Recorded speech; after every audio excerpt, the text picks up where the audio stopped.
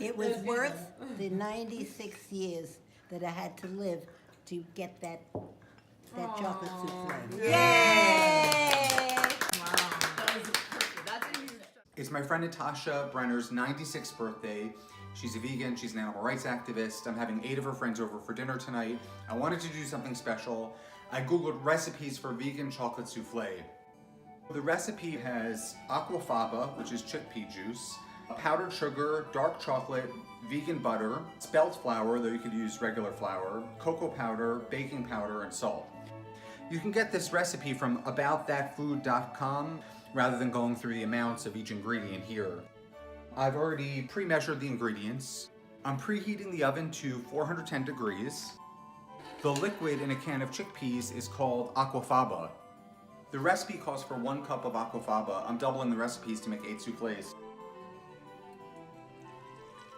So the first instruction is to whip the aquafaba until it turns into a meringue, and that should take about 5 minutes. And then gradually add the sugar.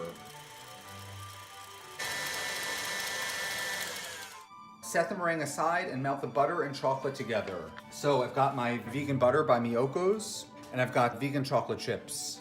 So I put just a little bit of water in this bottom pan. As that heats up, it'll melt the chocolate chips and the vegan butter.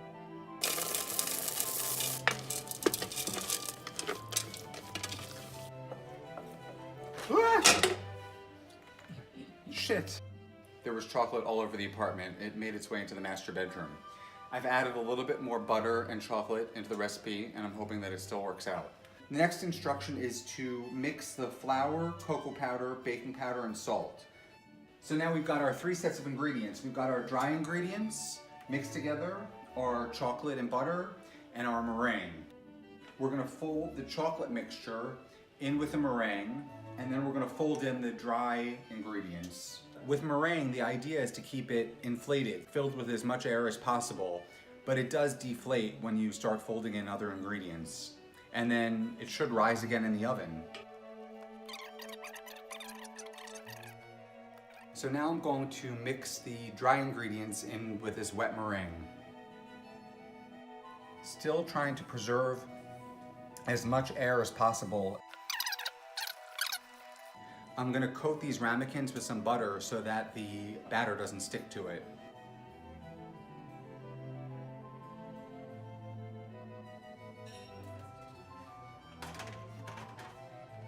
There's no raw egg or anything else here that you can't eat uncooked.